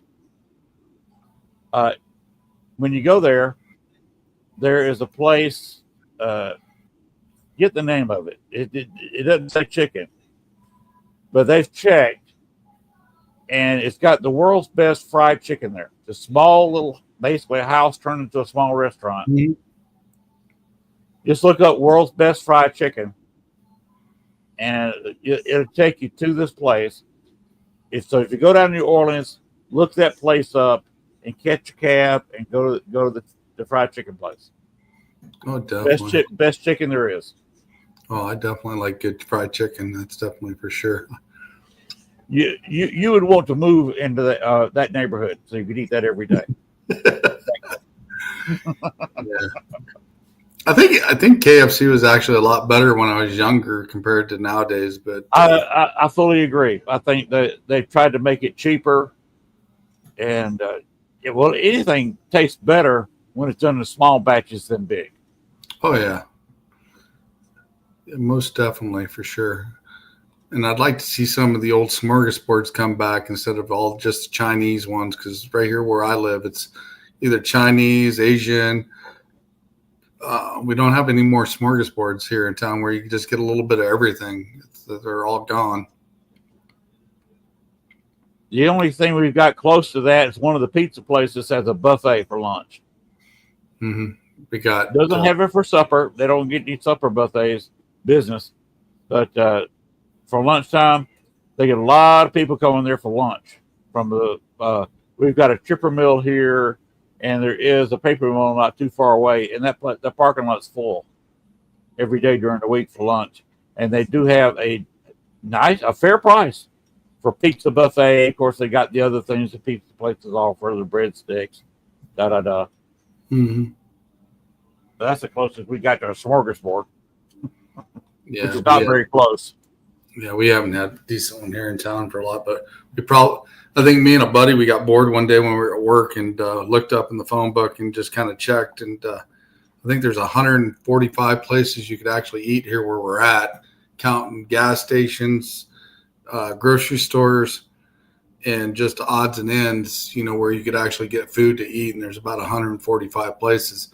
I wish they had that many high paying jobs here instead of just the little restaurants. Mm-hmm. Here we have more jobs than people. Well, we got $2 generals here, and they can't keep people. Oh wow! We had a Family Dollar here for a while, short time, and they couldn't keep people. They go in there constantly, and it was the manager or the assistant manager in there by themselves, and signs up all over the inside of the store. We need help. Yeah, like I said, the meth is just kicking butt down here. Yeah, like I said, we need better paying jobs in this area. That's for sure. Yeah. Of course, if you want to come down here and apply for assistant manager at Dollar General, you can do that, but it's not very high pay. Yeah, I've worked retail for a little bit back in the day. Yes, so have I. I've worked manufacturing and retail. Yeah. I'd rather work manufacturing. Oh, yeah. Most definitely. Retail is just a crazy thing. Most definitely. I like what I do now. Sitting there on a podcast or out on a investigating the paranormal. That's fun to me.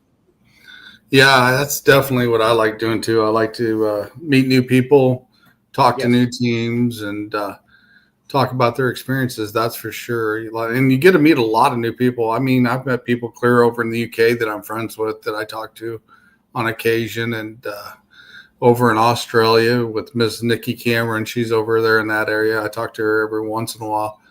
Um, but yeah, you meet a lot of great people when you're sitting here talking and learning about them and their experiences in the paranormal field. And I wish more people would actually be more interactive with each other as a team wise and sharing information.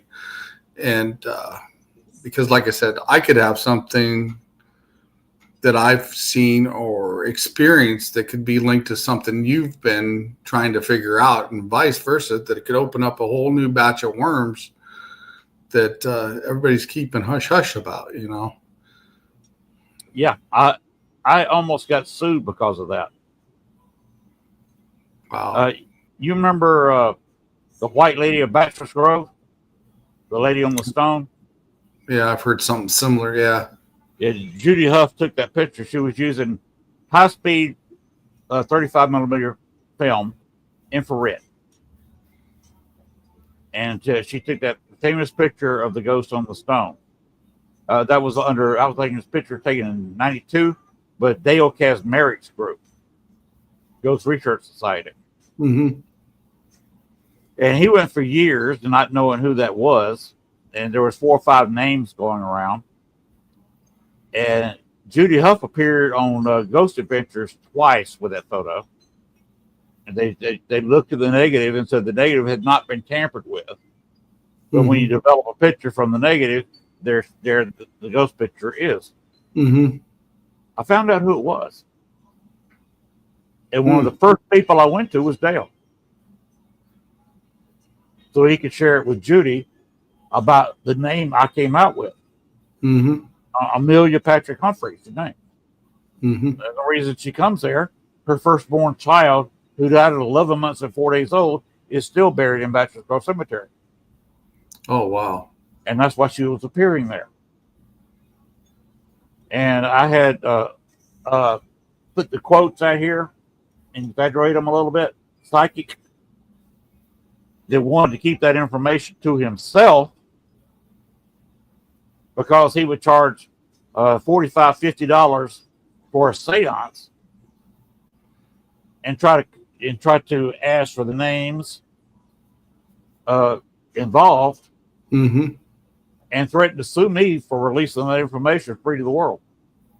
Oh, wow. Yeah, that's crazy. Yeah. I was almost barred from going to the house where I got the information. They had it open 1 day a month for tours, and he didn't even like me going in there on a monthly tour. Because he was friends with the guy the Historic Society who ran the house, and he was always there when it was open that one Sunday all day long, just talking with the guy who ran it. And they didn't like me in there. He'd follow me around. I just don't understand why people just can't get along and be able to do and communicate and talk about things instead of just keeping things to themselves. I mean, we're all in it for the same reason. We're all in it to learn, to understand, and want to know why. And everybody's wanting to look for their holy grail.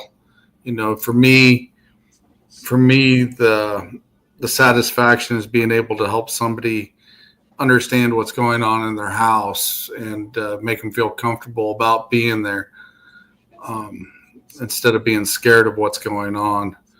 And a prime example of that one would be the fact that as soon as I assembled this team for the first time, we had an 80-year-old lady that was saying she was hearing things in her house and wanted us to come over. And I came over and actually beat the team to the house, and I got to talking to her, and she was so nervous that she called me. She says, I'm scared that you're going to find something bad here. And I'm like, just calm down. Everything will be fine. You know, because I said, I can tell right now because the energy in the house wasn't bad. It was calm. It was normal. And I went out and talked to the team, and I said, she's nervous. She's scared that, she called us, but she wants to know what's here. So the team went in and set up all their stuff, and we set up some laser grids. And I sat in the kitchen, and I was talking with her, and she was telling me about her cabinet doors coming open, things tugging on her leg. She would hear whispers and stuff. And during the laser grid, I would happen to glance over in the room where we had the laser grids set up, and I would actually see shadows walking across the wall where we had the laser grids. And there was nobody in there except, me sitting outside, and nobody walked by the door. So something was walking. And we also went outside to debunk it to make sure nobody was walking past windows and any reflection coming in. And there was like a shadow that would walk by that laser grid we had set up. And my team was in the back room in that area, and they were getting some EVPs. And the lady said, "Can I go back and hear what they're talking about?" So she got up, and we set her walker aside, and we walked back to the back room. And she said, "Hello," and it come across the box, "Hi." And she goes, "How old are you?" And they go, "You're old." And she goes, "I'm not old." And and then they were saying devil, this and that. And I found out when you got kids' spirits in there, the one thing that they will constantly do is they'll say devil, demon, this, that, because they're trying to scare you. They're just wanting you to get your goat and get you to leave, it's because, they're just trying to be fun. But she was sitting there, and she actually got a response out of him. And we walked back up to the kitchen area and sat down. She goes, "Shawn, what are you going to do about these spirits here?" And I said, "Well, what would you like me to do?" And she goes, "Well," she said, "if they're kids' spirits, they can stay here." And I said, "Okay." And I gave her a recommendation. I said, "If they're kids," which we know they were, I said, "they're probably looking at you being a grandma figure because you're an older lady." And I was like, read a book out loud, maybe once a day or so. Play some older music back from that time frame, from kids during that era. And, and if you hear this tug on your leg or whatever, just acknowledge them. And she said, "Okay, I can do that." But she said, "I'm going to keep your phone number right up here on my fridge. And you're going to be the first one I call if something goes wrong." And I was like, "That's fine." So I let 2 weeks go by, and I didn't hear anything. And I went and knocked on the door, and I said, "Hey, I come to check on you." And she goes, "Oh, thank you for having, coming to check on me." She says, "Before you guys came, I was about ready to sell this house because I was scared of it. I'm not anymore."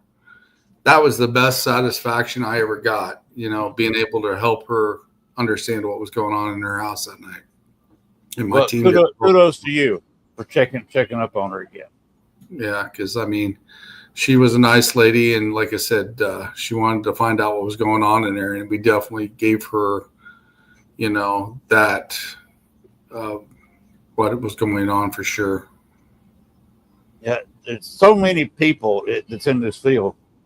Well, I want to say demons in the house, and that's just not true most of the time. No, demons are rare. Very. I've actually seen attachments. I've seen people with attachments that we've actually dealt with. And I wish I would have loaded some pictures because I've got some that we've dealt with. Some of my ex-teammates having attachments. And you can actually see the silhouette on the wall of what we took out of them. Because me and a Reiki master were working on them. And we were doing energy work to get it out. And you can actually see the face on the wall behind us when we were working on these people. But that's the satisfaction I get, is being able to help people and let them understand what's going on. I don't do it for the money. I do it for the knowledge and understanding what is and what can't be. That's why I do it. I'm just curious about how it all works. Oh yeah. And the more you do it, the more you get it in your blood, and you just want to keep knowing more. And one thing I have learned to learn every side. Because like I said, I've learned with Wiccan. I've got people that teach me how to do Wiccan. I've taken shaman classes for over 1.5 years now. I've had a Reiki master show me stuff, which is very good stuff that I've learned down to my Menaki rites. I've also got access to people that has Peruvian. So I've learned some of that as well. And it's learning everything and being able to understand what's going on helps a lot than not understanding it at all. Because when time comes, if you don't know about it, then that could get you into trouble. Yep. So you're doing it the right way, and you're getting thorough enjoyment out of doing it the right way. Oh yeah. And you're to be commended for that. Well, thank you. But like I said, my clients come first, and being able to help them and get rid of whatever's there. And that's what I like to do.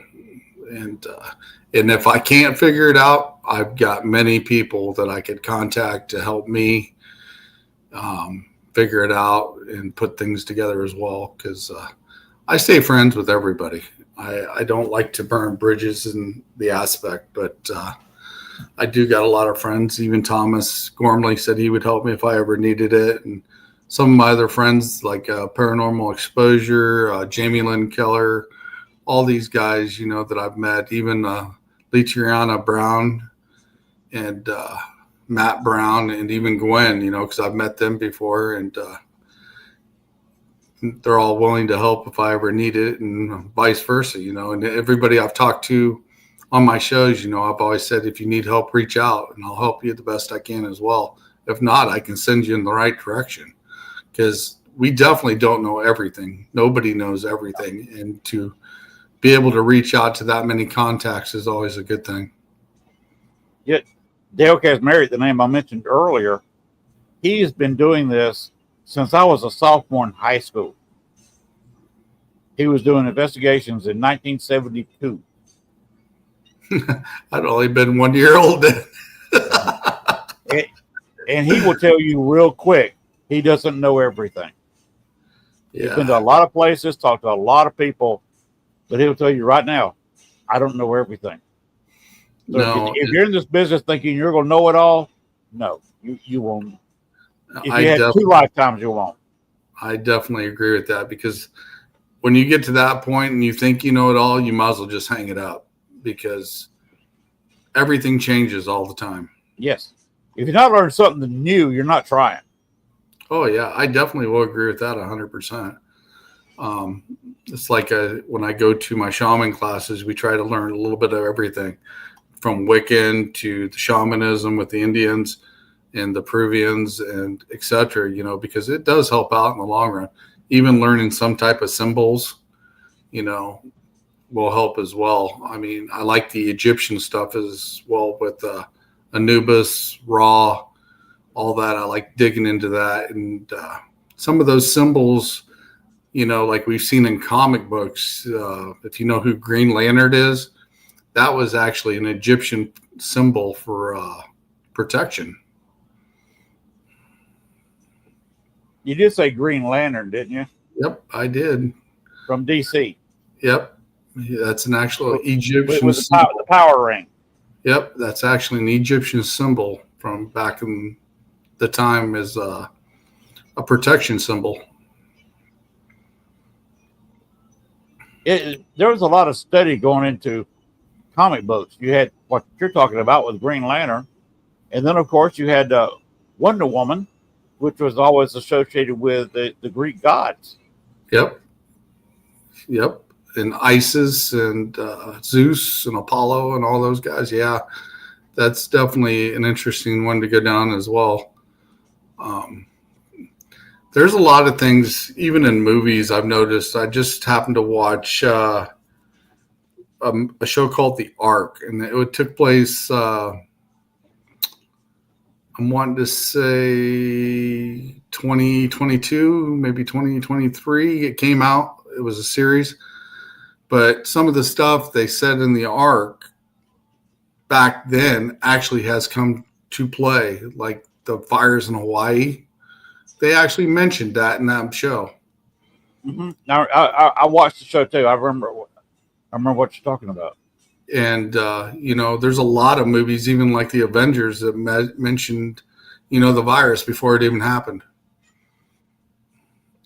So, I mean, sometimes I think things are just thrown out in front of us to tell us that it's going to happen, and some of us just don't see it coming.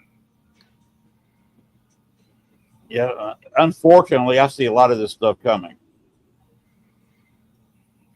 Yeah, I do too as well. It's kind of a scary path, but yes, knowing there's one thing that always sticks to the back of my head when it comes to watching movies, and I think Jesse Ventura said it the best when he was doing that show called Conspiracy Theories. He says, if you see it in a movie, you bet your ass the government's got it.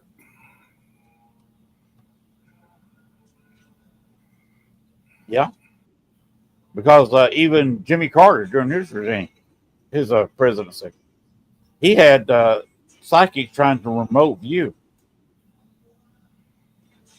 especially after they kept the hostages over in Iran. He was trying to remote view where they were. Mm-hmm.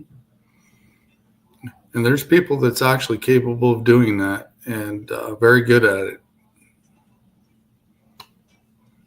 That you ever tried doing that? I have a couple times. I've actually done some scrying. I like to do scrying. That's always a good thing for me because I like to scry. But I've also been able to pick up objects sometimes, and I'll get flashes of where it's came from and where it's been. Okay, Adam Ramos is going to bed. So good night, Adam, and sleep well. But yeah, I've actually stood on a spot when I was on an investigation before. The lady had a heart attack, and it happened to be her mom. And I explained what happened, and you can tell the look on her face when I was explaining it. And she said, "That's what exactly happened, word for word, when I was standing right there when it." Oh, wow. It was like I was seeing flashes of what actually happened. So, and even when we were talking to that lady that one time as well, we were standing in front of her house, and I asked her, I said, "When did you have the miscarriage?" And she never told anybody, but she had a miscarriage of twins, and her son never knew about it either. So, yeah, one of the craziest things I did, doing I had to say a home because it was an apartment investigation, private investigation, and they said the building was built in the late 50s. I wasn't sure of the year. So I was concentrating on the year, and in my mind, I was looking at the place while it was being built.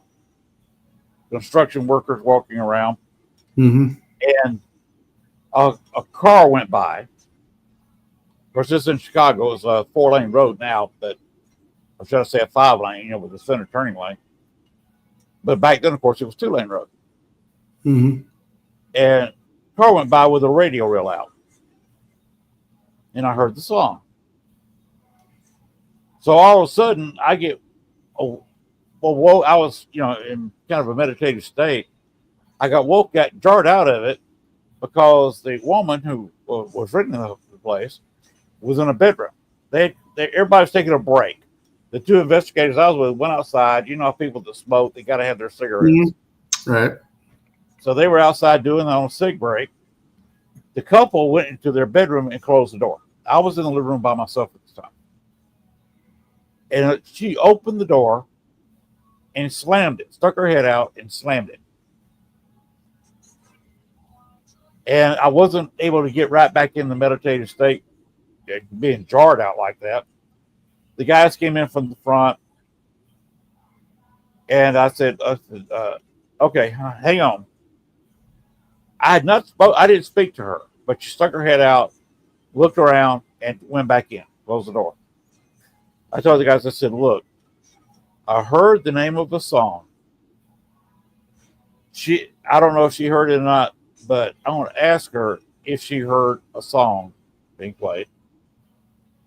And I'll tell you the name of the group. And we'll check, see if she named the group. So I told the two of them the name of the song and the group that I heard. Mm-hmm. So the couple came out of the bedroom, I asked, why did you come in here, look around for a second, and slam the door? She said, I thought somebody was in the living room playing music because I heard music. Mm-hmm. I said, can you name the song that was played? She named the song and named the group. Buddy Holly and the Crickets. Mm-hmm. The two guys that I was with were ready to leave at that point. They thought for sure I had co-conspirated with the girl in the room and gave her the name of a song or something she knew, and we're just to have some fun with them. Mm-hmm. One guy, he dropped out of the paranormal a few months later. He thought till the time he dropped out that I'd faked that with her. The other guy didn't know what to believe. I knew him for several years later. He was always in the paranormal, but she heard the song I heard.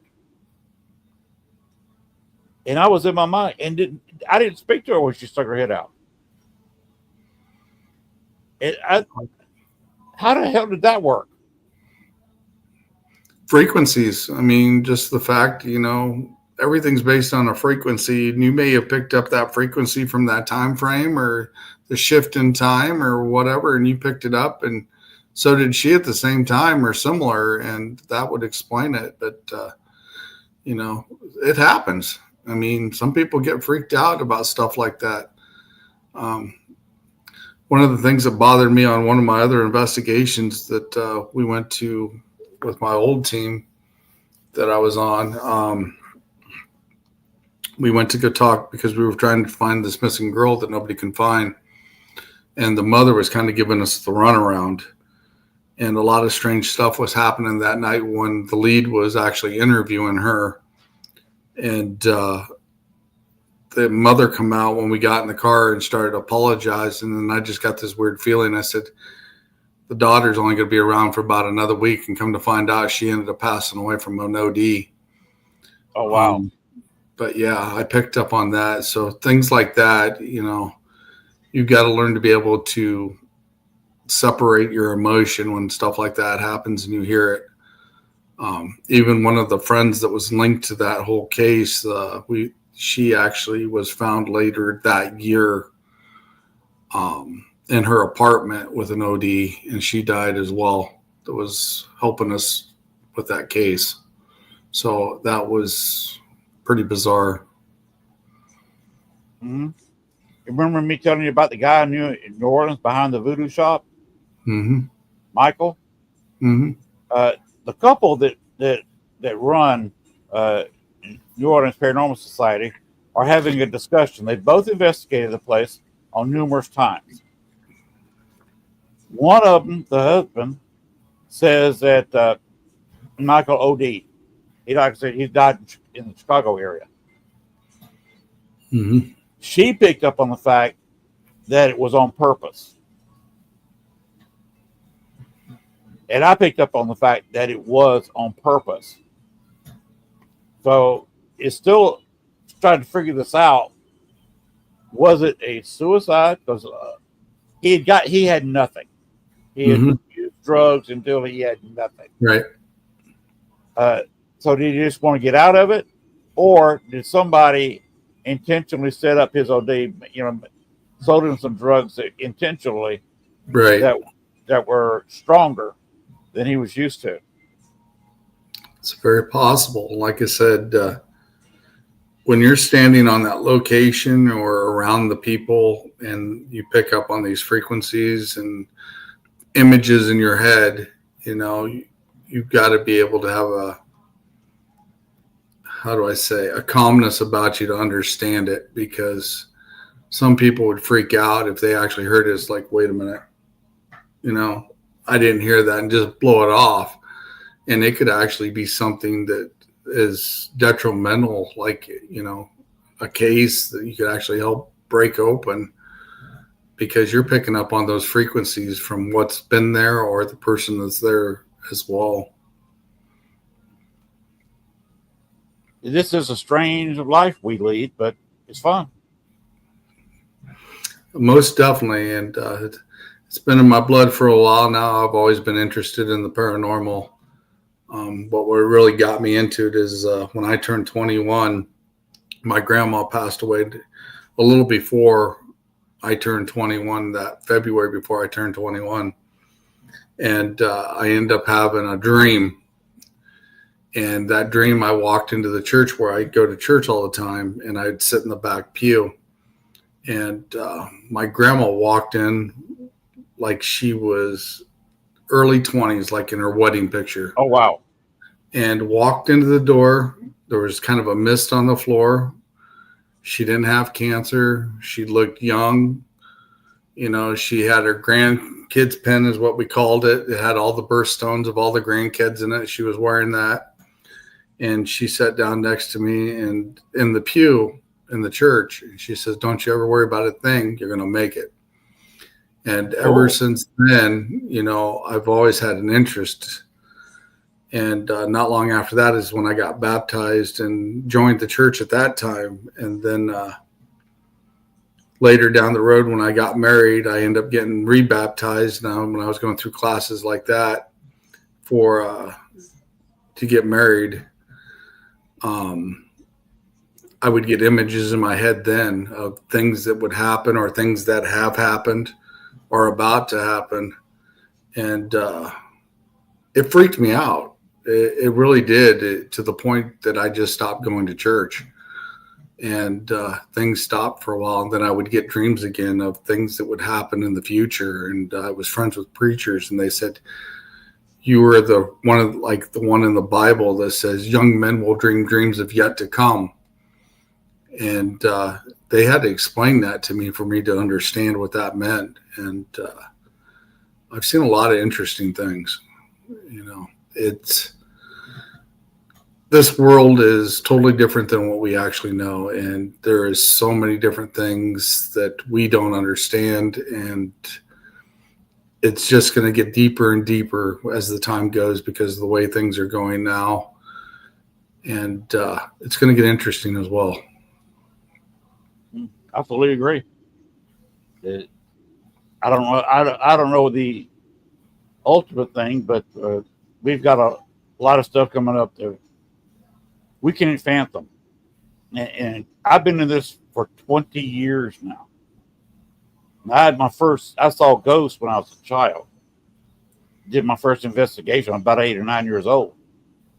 An old homestead down in North Florida